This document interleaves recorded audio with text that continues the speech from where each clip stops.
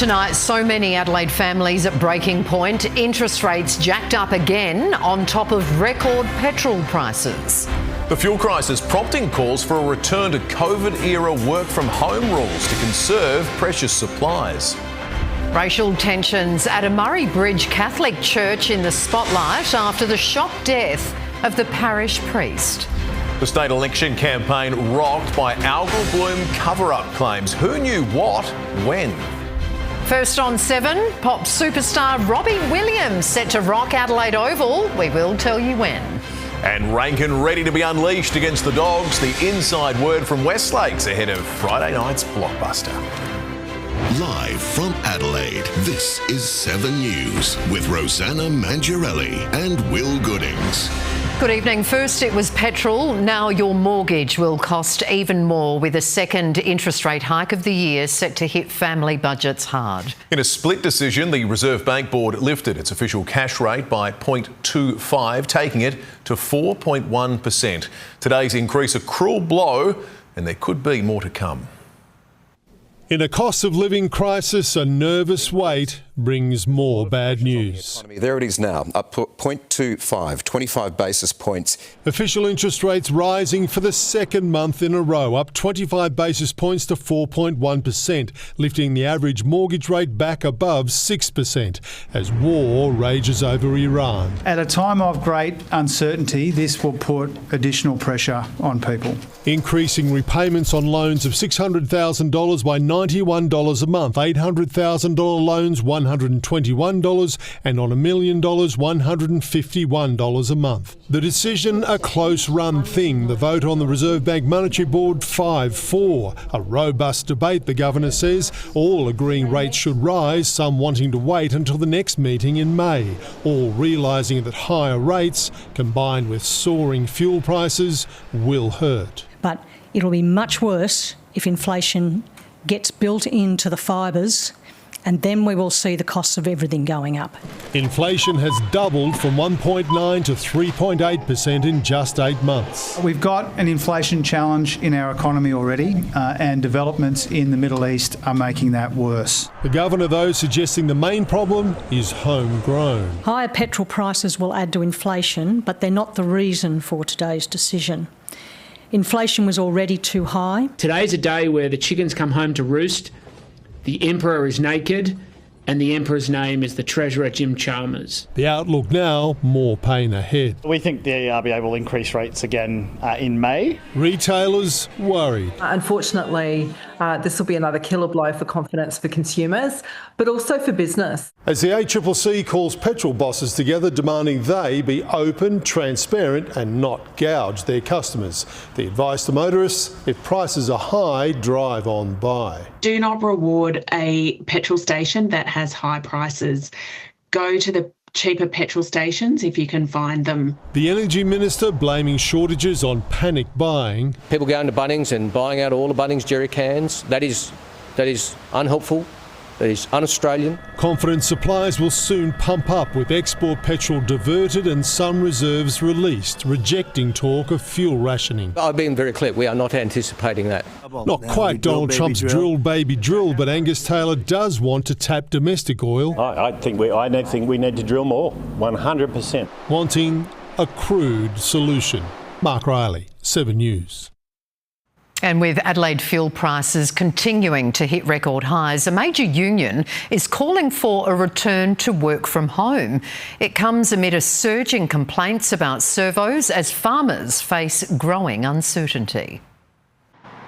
With fuel prices only going up, the PSA wants public servants to down tools in the office. During this fuel crisis, the government should be encouraging our members to work from home. The COVID era-like throwback seen as a winner on two fronts. They can save money and leave the fuel for the people who need it, like the tradies and truckies and farmers. It's music to the ears of cockies facing an uncertain future amid soaring cost and uncertain supply. I think anything we can do at this stage to help take that pressure off suppliers to regional areas and to the farmers should be considered. We are definitely in uncharted waters as far as diesel goes, and certainly everyone is feeling the pain. But the government warns public servants to still front up. We will not be changing the government's policy regarding having public sector workers where they should be to be able to do the job for South Australians. They should work from home and redirect the fuel to where it's needed. Because I'm a sparky, I need to be out. I can't do work at home. With prices showing no sign of easing and some servos running out of fuel,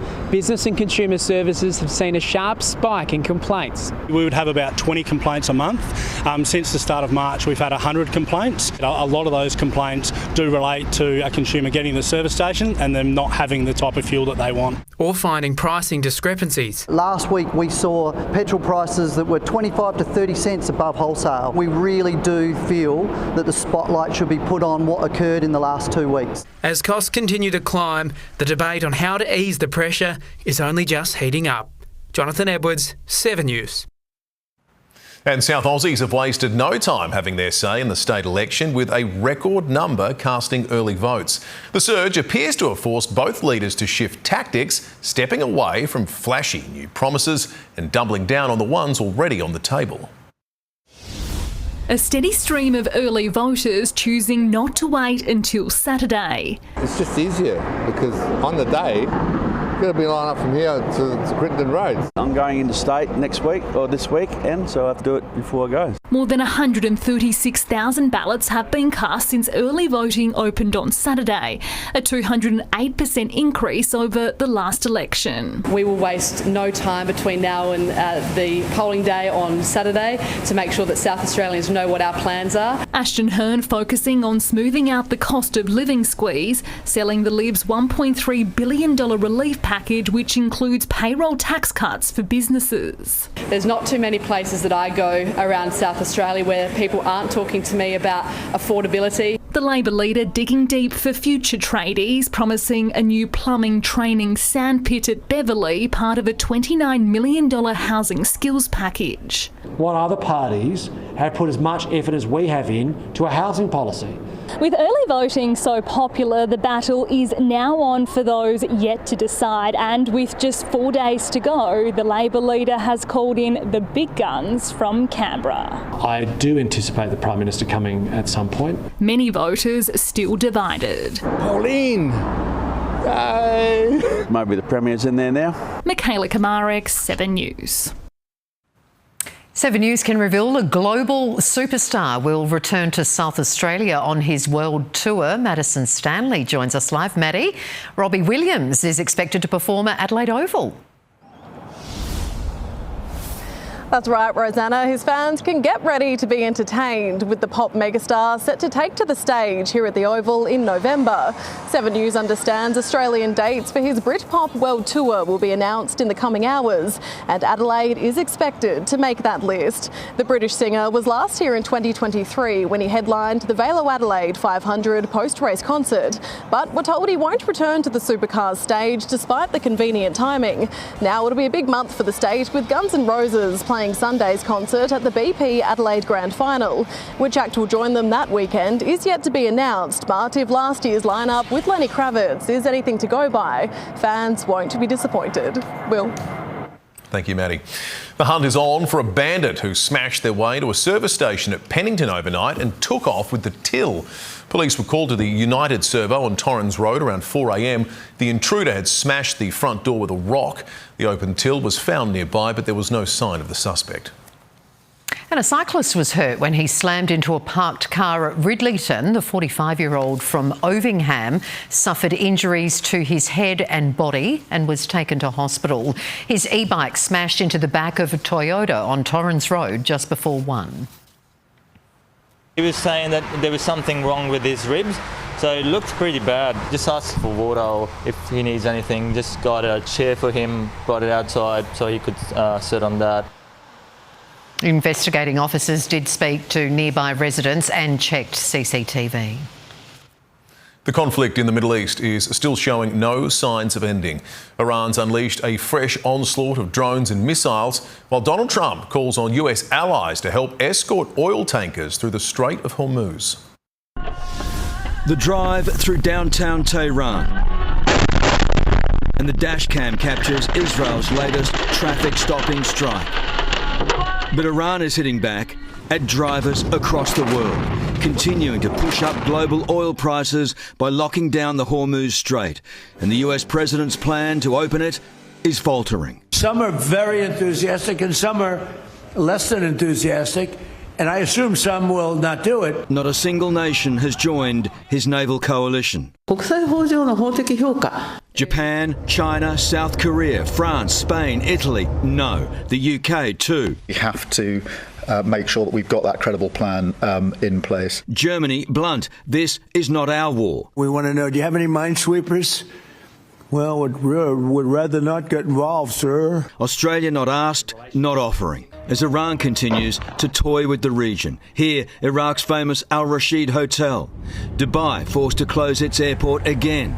And in Israel, Iron Dome in overdrive over Tel Aviv. Local soldiers cheer as it's shot down. In the country's north, Israel continues its crushing assault on Lebanon. 7 News witness to the build-up, new recruits, backpacks on, trucks filled with artillery shells and ordnance bound for the border. Israel has 3 divisions parked and more incoming as they push further into southern Lebanon. Well, we're only a short distance away from the border with Lebanon, as you can see right there. And all through the afternoon, the Israelis have been firing these artillery shells into this area. They know there are Hezbollah in that area right in front of us. Israeli residents cheer them on. I hope the Israel army finish the job this time. But the jet strikes and artillery are relentless. They know that if the people... Well, as that blast goes off, there's an alarm going off as well. See? Yeah, that is telling you what. So we're very close here. Yeah. Oh, it's right there. It was right there. Well, you can hear there the sounds of artillery fire from the Israeli side into Lebanon here, just metres away. A lot of people on that side of the fence are worried that the Israeli army is about to turn this part of Lebanon into the next Gaza. It's being flattened. 1 million Lebanese now forced to flee. 850 killed. The Rida Taki family we brought you last night burying their 4 daughters today. The youngest was 6. 10% of Lebanon's deaths are children. In Israel, Chris Reason, 7 News.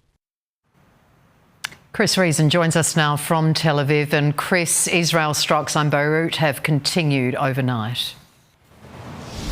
Good evening, Rosanna. The IDF spokesman telling us that the strikes were limited but targeted, with fears in Lebanon that Israel really is trying to form an occupation of large parts of the southern area of that country. A coalition of nations have now joined together, the UK, Canada, France, Germany and Italy, issuing a statement imploring those 2 parties to now come to peace talks, saying it will be devastating humanitarian consequences if this ground invasion does go ahead. Meanwhile, Iran is now warning America that it risks going into a Vietnam-style war, with reports today that the crew of the aircraft carrier, the USS Gerald Ford, have been told they'll be on deployment here for another 6 weeks, meaning this war could be continuing as far along as May. Rosanna?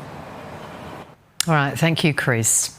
Let's return home now, and it's feared an arsonist is responsible for a blaze in the northern suburbs. A shed in which a squatter had been living burst into flames this morning, moments after locals saw a car speed off. Metres from the roaring flames, a train filled with passengers passes the burning shed.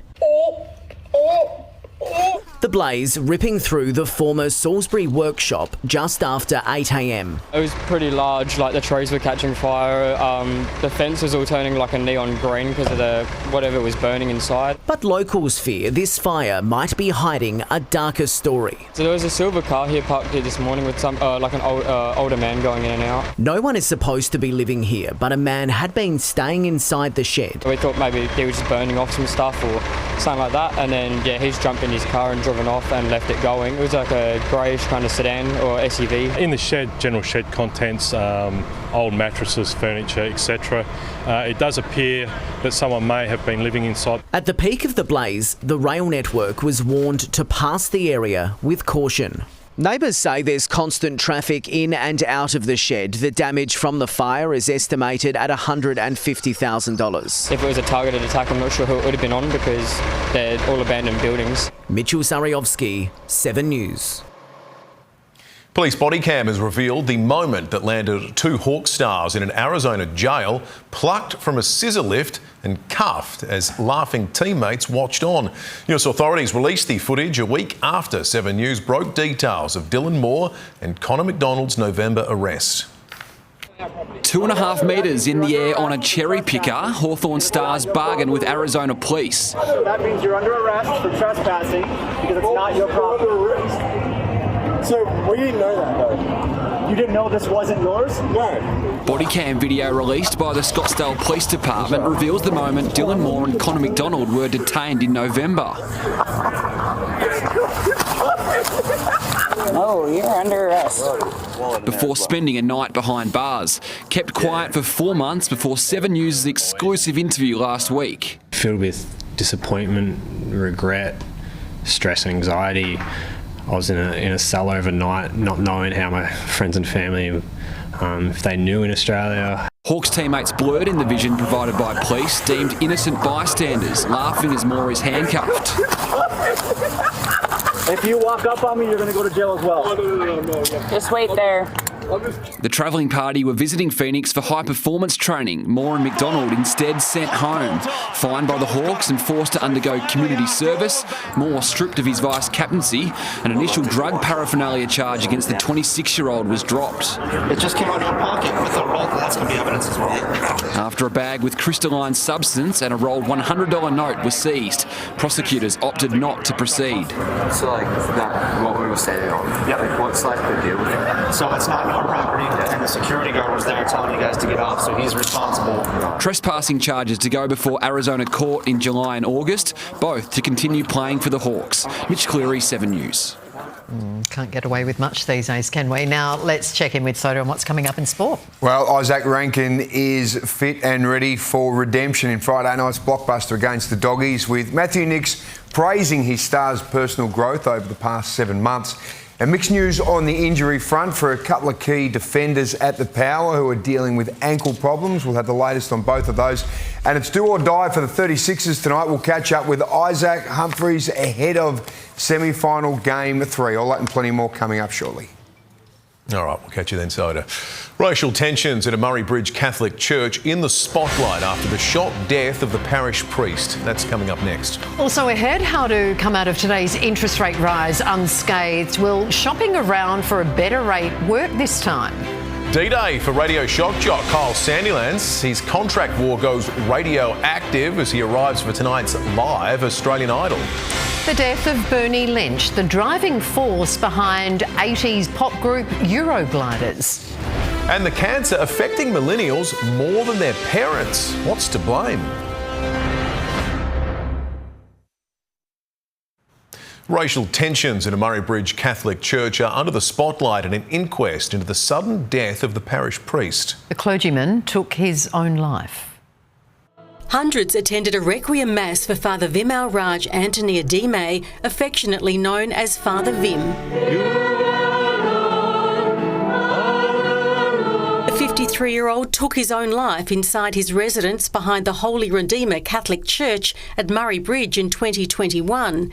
Simmering racial tensions between him and 2 female staff members leading up to his death are now under investigation by the Deputy Coroner.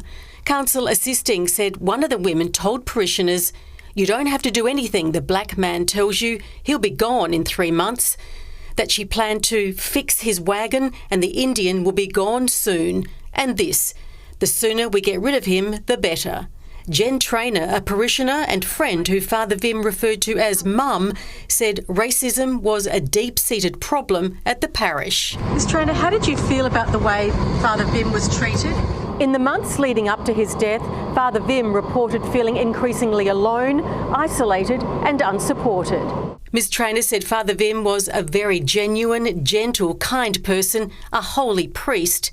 The probe will also look into complaints the 2 women made against Father Vim, which included yelling, verbal abuse and abuse of power. The week-long inquest will hear from the 2 women who are not accused of any wrongdoing in relation to Father Vim's death. Deanna Williams, 7 News.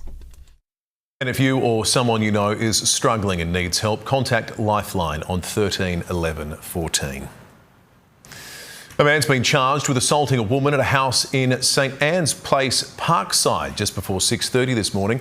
Police arrested a 62-year-old and loaded him into the back of a cage car.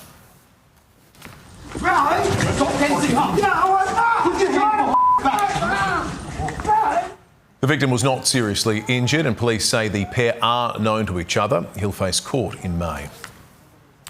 Well, it's D-Day for Kyle Sandilands, who's tonight sweating on news from Kiss FM on the future of his $100 million radio gig.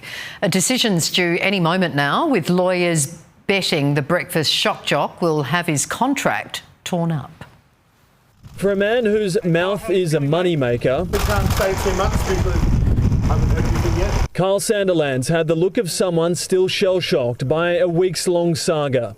I still want to do the show. The listeners will be back on there doing the show. I've got a contract with ARN. I expect to honour that, and I do have some options to take that. Some suggesting he buy the radio station to get out of the bind. Are you going to buy ARN? There's many options. That's all. Bound for judging commitments with Seven's Australian Idol, a live show at Rooty Hill tonight. The radio juggernaut still in limbo with his other employer. ARN's deadline for a decision expires today, with a statement on the star's future due tonight. We thought we would have some confirmation, some clarity by now. It seems that hasn't happened yet. Maybe it will be tomorrow. Sandilands, so often on the front foot, today holed up with manager Bruno Boucher, plotting their future. Wife Tegan came and went, while up the road his former co-host Jackie O left home without a word. Her contract already terminated. Kyle's, according to lawyers, headed in the same direction. Kyle will consider his legal options, which will presumably include legal action against ARN. With one deadline already expired, there's every chance ARN doesn't yet know what its own future looks like, which means the same for Sandilands. What we do know is any show with Jackie O is off the dial. I don't believe Kyle can get back on Kiss FM again. You think it's all over with Kiss? I can't predict anything yet, mate. Tom Saker, 7 News. Many might not know his name, but millions know his tunes. Today we lost Bernie Lynch, a driving force behind Aussie hitmakers Eurogliders, who stormed the charts in the 1980s.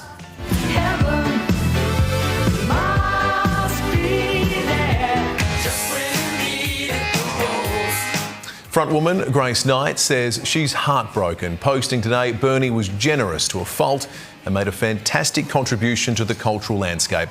Bernie Lynch died of cancer. He was 65.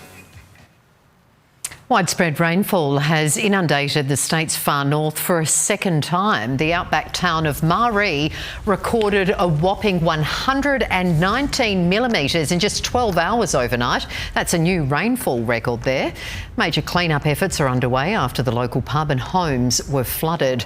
Flash flooding has cut off more roads and tracks too, and it's not over yet. There's a severe weather warning of further falls right across the northeast until tomorrow. And we've got dry but cloudy skies now over the city and suburbs. Let's go live to Casey, who joins us from Hackham tonight, where despite the grey skies, there's plenty of colour, Case. Oh, to be sure, guys, we are helping celebrate St Patrick's Day here at the southern suburbs Irish local Mick O'Shea's, where hundreds of people dressed in green have been flowing in and out of the pub all day, where the new beer garden has turned into an entertainment hub of live music and dance. Celebrations too in the city at the Adelaide Irish Club on Carrington Street, soaking up what makes Irish heritage and traditions so great. While Fringe Act, the Shamrocks, celebrated by singing their Irish best on top of Adelaide Oval, and you can catch their full show at Gluttony. Now, there is a chance of a shower tomorrow, then the sunshine is set to return in time for the final weekend of the Fringe, guys. All right, we'll catch you a little bit later, Casey. Cover-up claims over our algal bloom crisis aired out. Who knew what, when? That's next. Also, the King lets loose with a surprise new alter ego as his brother continues to feel the heat from the public. The woman at the centre of the Coldplay Kiss cam tells all to Oprah. And why those born in the 90s are at greater risk of bowel cancer than ever before. fuel relief's here. This week, 7 News is giving away $20,000 worth of petrol nationwide. Jump onto 7news.com.au/free fuel now and enter tonight's code word pothole for your chance to win a $250 voucher. And be watching tomorrow for another chance to enter. The state government's handling of the harmful algal bloom has rocketed to the top of the opposition's agenda. A TV special last night alleged crucial public health advice was delayed by months, prompting claims of a cover-up. An investigation into who knew what, when.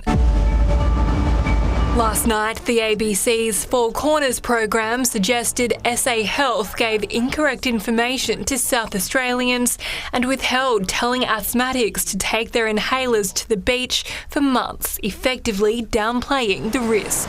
The catalyst for changing the health advice was the discovery of brevetoxins in foam at Adelaide's Henley Beach. Today, the Chief Public Health Officer denied claims of a cover-up. South Australians know if I need to do something to protect them, I will. You know, I've even shut the state borders. The segment aired at just the right time for the Liberal Party. It sent out this unsolicited text message pointing to the show and telling viewers don't miss it. I'd encourage everyone to have a look at what was on Four Corners last night. The very same political party that did such a good job during COVID, backing in our experts, our scientists, our public health officials to keep South Australians safe, and now the political party trying to undermine them. But the opposition has been careful to level its criticism of the handling of the harmful algal bloom crisis at the Labor leader and not SA Health. I think that the people of South Australia deserve an apology from Peter Malinauskas for gaslighting them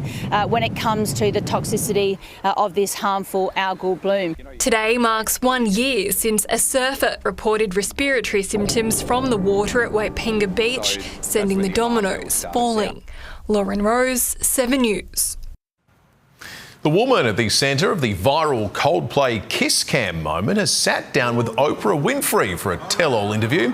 Former HR executive Kristen Cabot was captured in the arms of her then boss at the concert, but insists it was not an affair. Now the mother of two has revealed her estranged husband was also at the show that night. He knows how closely Andy and I work together. He knows we got lunches and got drinks. It was fine. So he knew that there was a relationship there. The former astronomer boss is yet to speak publicly. The King has a new title tonight, DJ. In fact, he's been crowned King of the Decks while pumping the tunes under the stage name DJ KC3. But the good times never last long for the Royals, confronting new fallout from his brother's arrest. Mixing with the monarch. King Charles, otherwise known by his newly dubbed stage name DJ KC3, wins over the crowd as the headline act during his royal visit to Manchester. But it's another visit from a palace official to a former prince, making a very different kind of headline. Someone went up to Sandringham last Saturday from the palace to suggest to Andrew that he voluntarily gives up the succession. Royal biographer Tom Bower suggesting Andrew could sign away his place in the line of succession where he currently sits 8th. He's been made an offer he can't refuse, because in the end, he is totally dependent on his brother. Exactly. His brother meeting Canadian Prime Minister Mark Carney, leader of the latest country after Australia and New Zealand to support Andrew's removal after he was arrested on suspicion of misconduct in public office.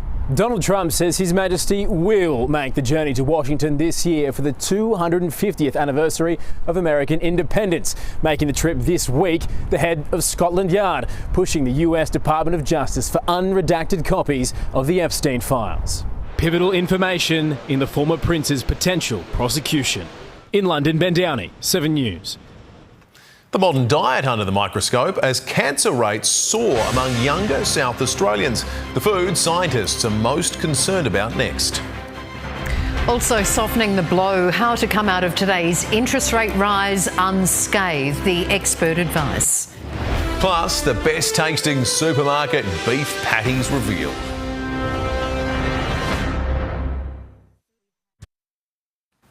New research is investigating whether junk foods could be driving a worrying rise in bowel cancer among younger Australians. Doctors are studying how modern diets may be changing the gut and increasing the risk. Bowel cancer is now the deadliest cancer for Australians aged 25 to 54. Nearly 2,000 young people, those aged under 50, are diagnosed with bowel cancer every year. Those born in the 90s are 3 times more likely to develop bowel cancer than those born in the 50s. So what's changed? These scientists are turning their attention to the modern diet, investigating whether ultra-processed foods and additives, including artificial sweeteners, emulsifiers and added sugars, could be disrupting healthy gut bacteria, which can trigger inflammation and increase the risk of cancer. We think that the gut microbiome, that is the bacteria that are in our gut, are key drivers of disease in the gut. In the lab, we're able to grow the bacteria from the cancers and from the healthy gut to compare their functions. Brisbane teacher and 39-year-old mum Amy Jeeves had no warning signs. A colonoscopy revealed a 5-centimetre tumour. She believes diet was a contributing factor. I'm a bit more aware now of what I actually, consume, put into my body. If scientists are able to identify the high-risk bacteria in the gut, they could prevent bowel cancer from developing or stop it from spreading. If we diagnose early, we have a 99% chance of a cure. Jennifer Beshwati, 7 News. And now it's time for an update on South Australia's blood supply from Lifeblood. New and existing donors across the state are being urged to book a blood donation. Right now, blood is being used to treat patients faster than it's being replenished, and Australia's blood supply has reached concerning levels. There are over 8,000 empty appointments, and Lifeblood needs you to give blood now. Search blood supply or visit lifeblood.com.au to book your donation. Now, the best tasting supermarket beef patties have been revealed by Consumer Group Choice. Coles' finest coarse ground Angus burgers came out on top. Woolies' chuck and brisket quarter pound took second place. Now, taste testers were tasked with ranking 14 patties based on flavour, appearance, texture and aroma. At $9 for a 300-gram pack, the Coles' finest patties were the most expensive. While price doesn't always equate to quality, the cheapest burgers scored the lowest. Well, it's time for sport now. Soda, the Crows are ready to welcome back a big gun. Yeah, they've been waiting, having a great start to the year against Collingwood, and just throw Isaac Rankin into the mix. How good for Adelaide. Also coming up, Matty Nix shows his support for a one-game big man. Mixed news from the Powers medical room for a couple of key defenders. And the 36ers moment of truth, we catch up with Isaac Humphries ahead of tonight's do-or-die semi against the Phoenix. Also coming up, the two-team town goal of the week, brought to you by Drake's.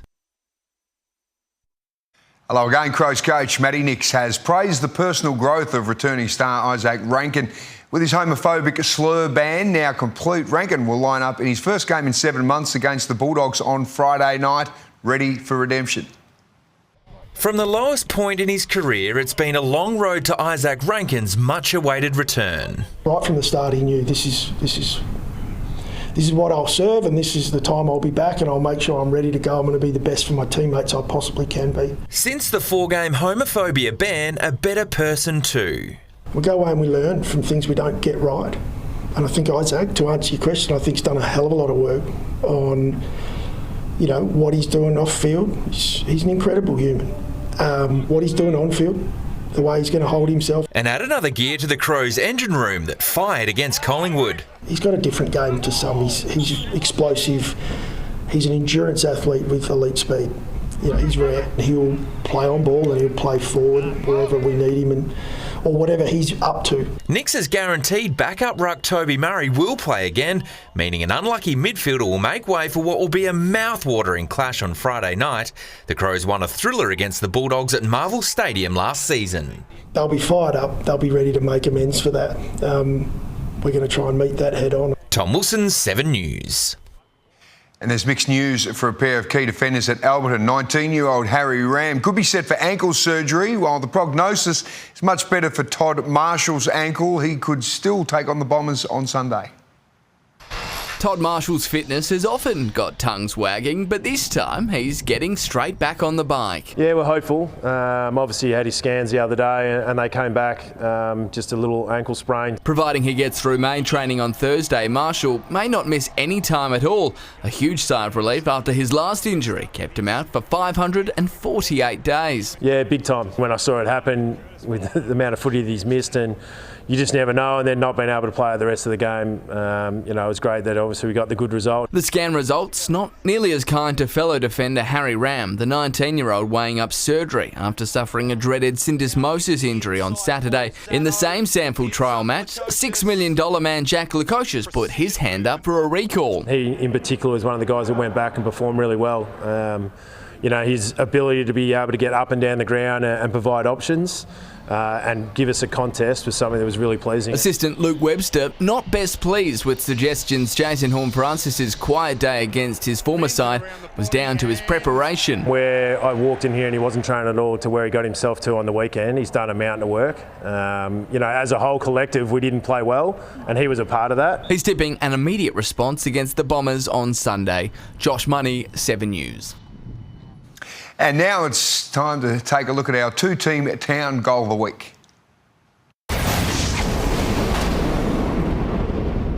Josh Carr era stalled on the start line against North. Miles Bergman's long bomb, the pick of the goals on a dirty day for Port. Adelaide secured a memorable win over Collingwood. Ben Keys popping up in the pocket to win our two-team town goal of the week. Keys shins it forward. Back to Keys from the ruckman. Keys.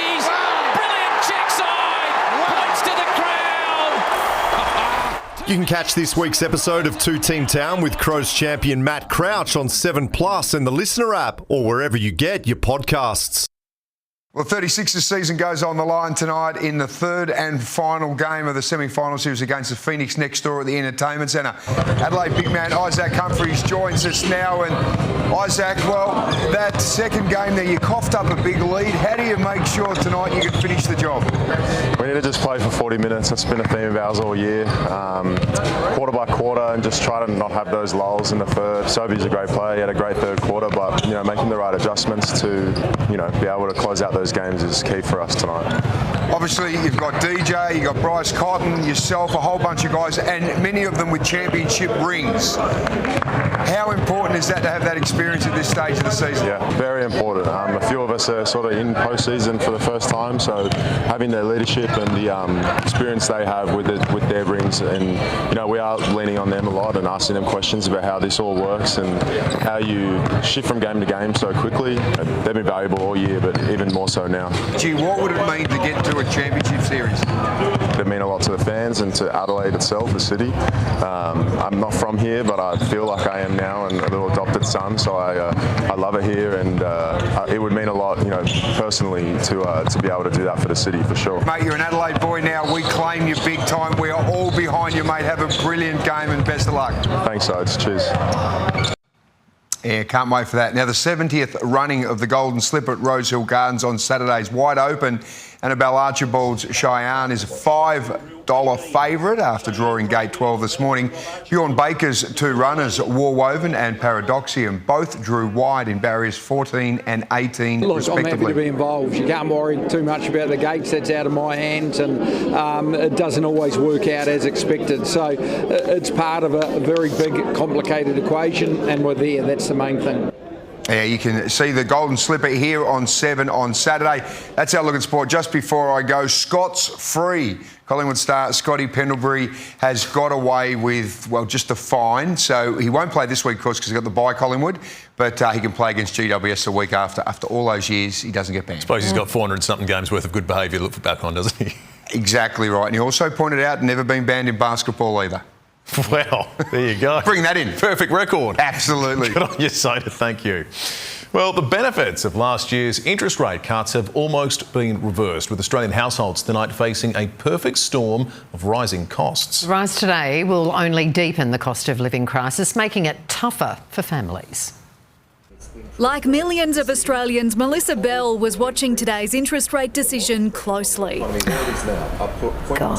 The increase to 4.1% will add more than $100 a month to her home loan repayments, putting the household budget under even more pressure. We're feeling the pinch everywhere, so it's disappointing that we're now going to have to find money from somewhere else. Do not take this rate hike lying down. Switching to interest only or extending your loan term can make repayments lower, but will sting long term.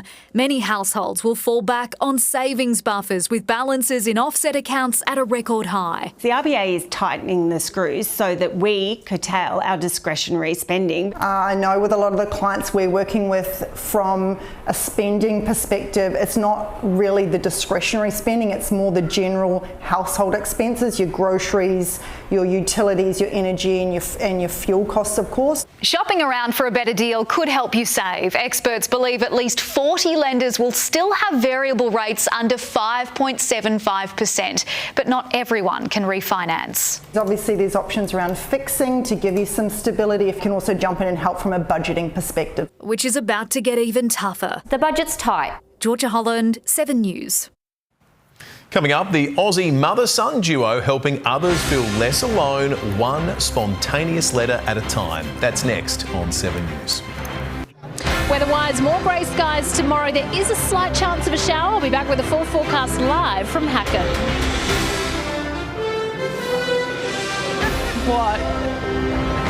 What?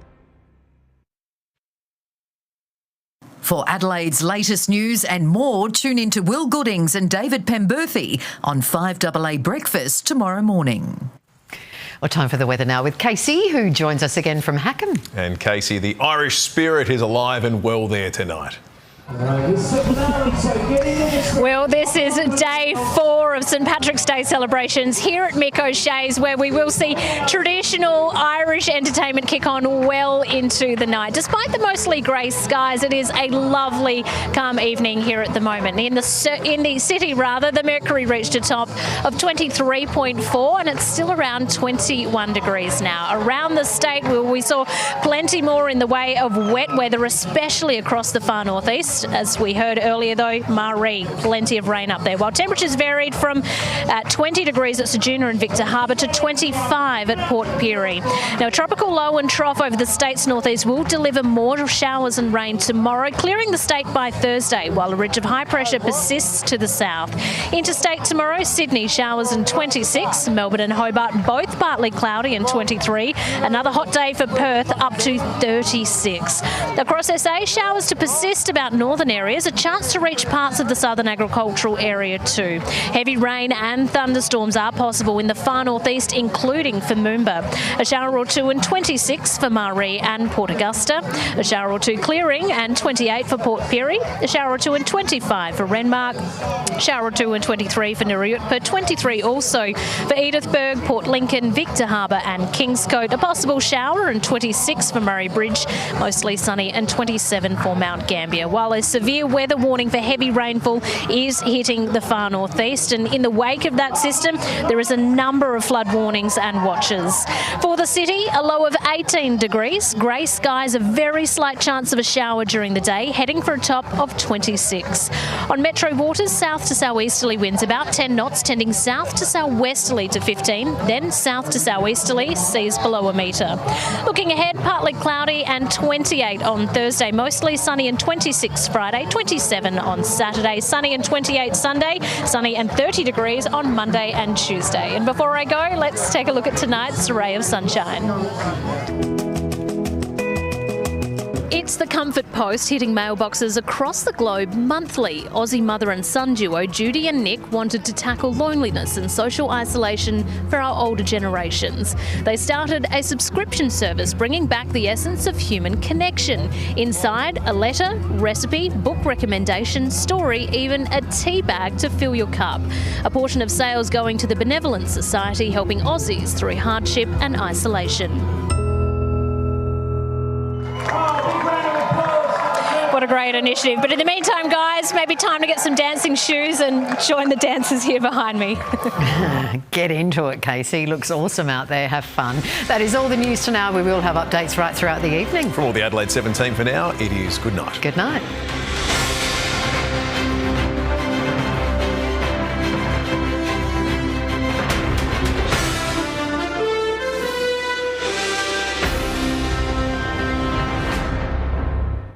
The 7 News app will give you the news you want every minute of every day, including breaking news alerts. Download the 7 News app now.